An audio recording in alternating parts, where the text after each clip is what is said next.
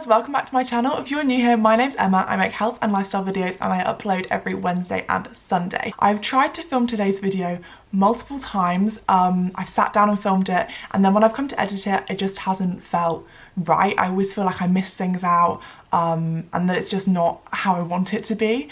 But I do think that in this situation, done is better than perfect. It is more useful for me to have this video out and for it to not be completely perfect than for it to not be there at all, if that makes sense. So please bear with me if it's not a perfect video, if I don't explain myself fully, because it's just quite a difficult topic that I'm going to be talking about. So I think sometimes I don't know, I just forget things. Also, it's something that's happened over a really long period of time, so there's just so much of it that it's kind of difficult to know what to include, what not to include, because it's like literally years of my life.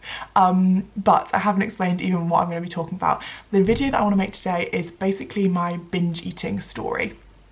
I want to talk to you about my experience with binge eating and how I kind of got out of it a little bit. I do think I'll make a separate video specifically all about the ways in which I specifically got out of binge eating, stopped binge eating, because I don't binge eat anymore. So I will make a specific video all about that, but I don't think I'll talk too much about that in this video just because it's already going to be a really long video, I think. I wanted to make this video because when I was younger, there weren't videos like this. When I was going through this, I thought that I was weird, that I was the only one going through it.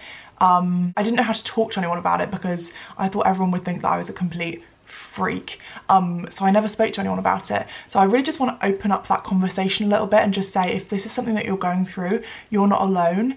And the other reason that I wanted to make this video is to say that if you are going through this, it is completely possible to stop binge eating, to get out of that cycle. I'm not special. I say this all the time in like all of my videos.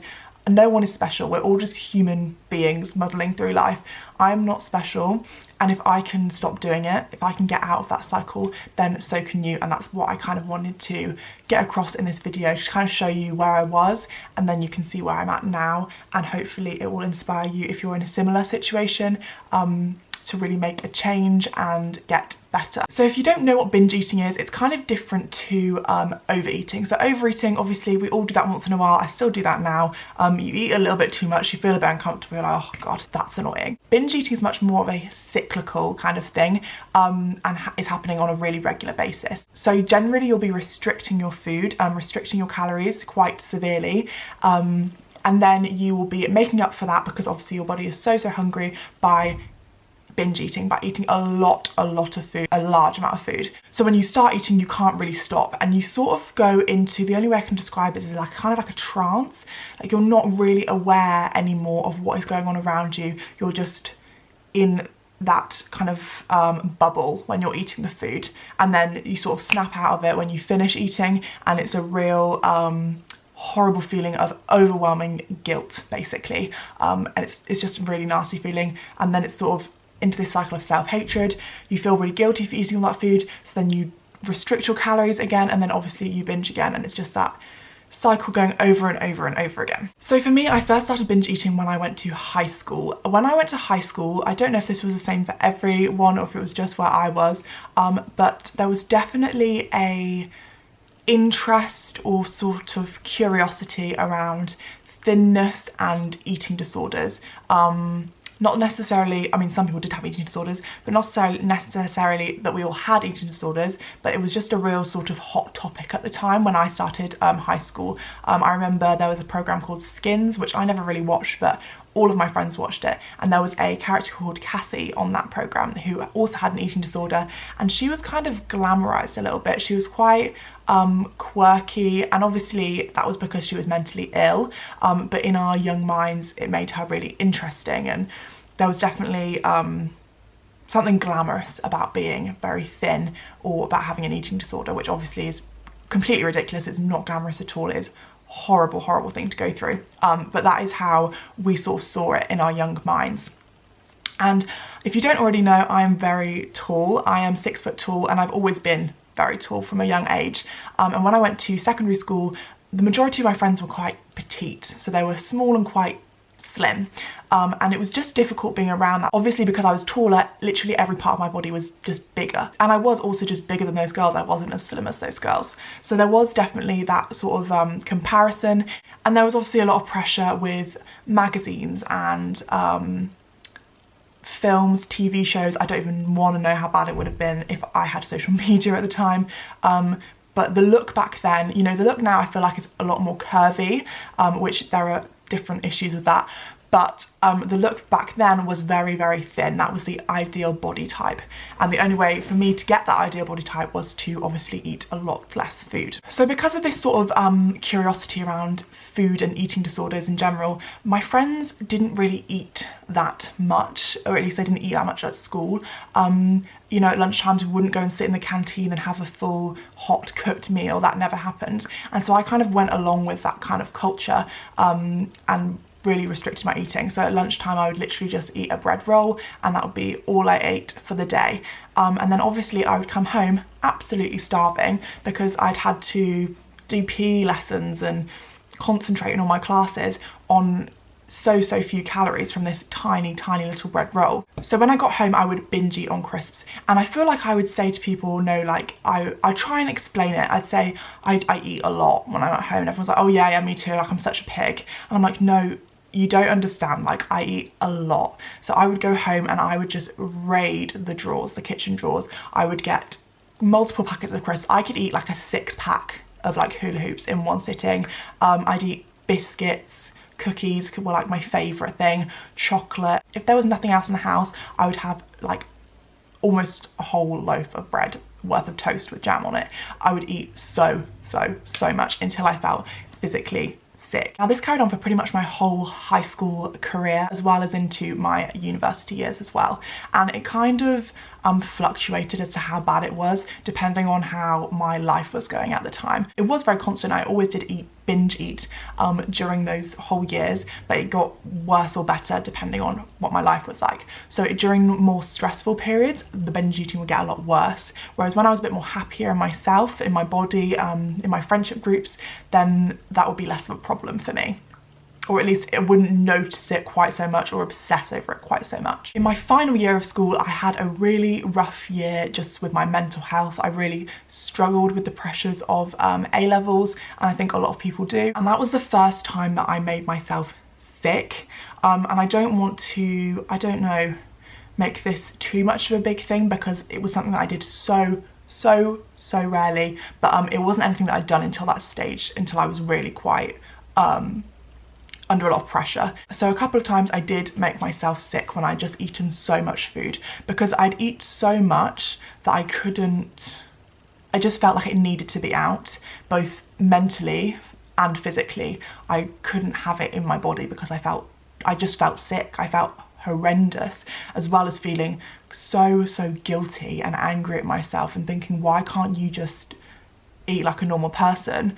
Why can't you just eat less food? Why are you so disgusting, basically, is what I used to think to myself, which is so sad to think about because I would never speak to myself like that now. So then after that year, I took a gap year, and that was really helpful for me actually. I really calmed down a lot. I obviously got myself out of that school work environment and really reduced my stress. So that wasn't so much of a big deal for me anymore, and I definitely didn't make myself sick whatsoever in that year. The next year, however, is the year I went to university. I went to university to study law, and I went to London, a London university. So it was quite a lot of big changes, and again a lot of pressure. Studying law was very intense. There was a lot of pressure and competition between people, and it was just a very stressful situation. Obviously moving to university as well, it was the first time that I was ever buying all of my own food, all of my meals, all of my snacks, preparing all my own food. So I was really in control of what I was eating, and I took that a little bit too far. Like I would be very much obsessed with eating super clean and not having any snacks and just trying to eat in this really healthy way, which wasn't healthy at all, because health is all about balance and being happy, and it's sort of an 80-20 lifestyle. That's definitely what I try to implement now, but at the time that's what I thought health was. So I was really focused on doing those things, and I was not giving myself enough calories. I would eat just a few vegetables for dinner, and then I was shocked when I get really stressed when I hadn't eaten barely any food and would be reading all of these massive cases, and it was just so boring. And then I would literally walk down to my local corner shop and I would buy two, not one, two massive bars of chocolate, like family size bars of chocolate. I'd go back to my room, sit on my own and just devour those bars of chocolate. Other times it would be like a whole cake. Like, it was a massive amount of food. And like I said earlier, I would just go into this daze. It was like a trance. I was completely on my own in a bubble, very like secretive from anyone else. No one else knew I was doing this, and I'd just be so consumed with the food, and then I'd snap out of it and I'd be like, what have I done?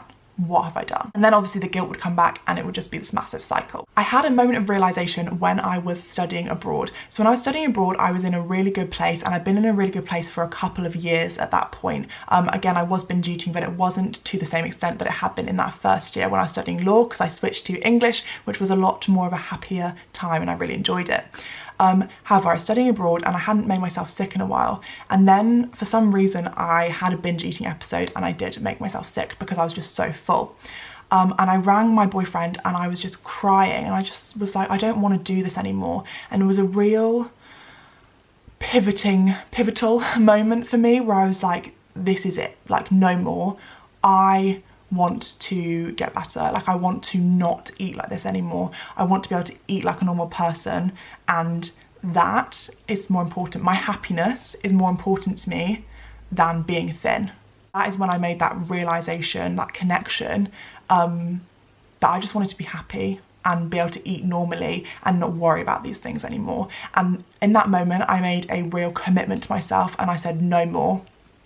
We're done with this. You are going to eat normally. You're going to allow yourself to eat whatever you want to eat, and you're not going to feel guilty about it, and you're going to get through this. So I started really working on myself, telling myself that I love myself literally all the time, which I know sounds cringe, but it worked for me. I worked on my own happiness, on my confidence, and I also worked on my relationship with food and letting myself eat foods that I enjoyed eating and never feeling guilty about doing that.